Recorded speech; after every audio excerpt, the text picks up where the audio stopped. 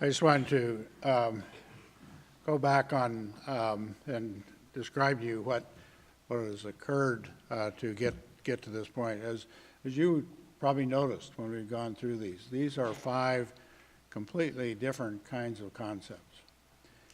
And the jury, when they met, had a number of things that they were given and some things that they determined among themselves.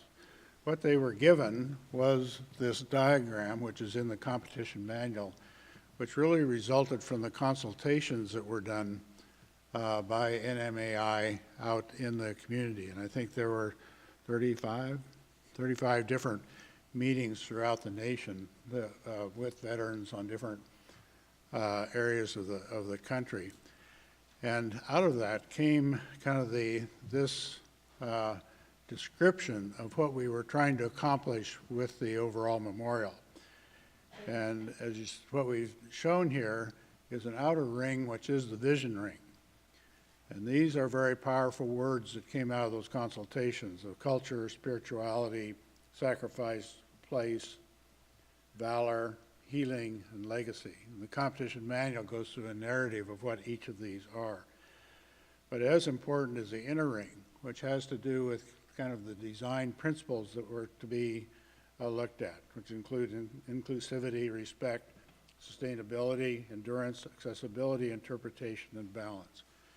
And the idea here is when you're designing a memorial, it isn't a linear process, but it's this very interactive and iterative process that you're going through as you go forward.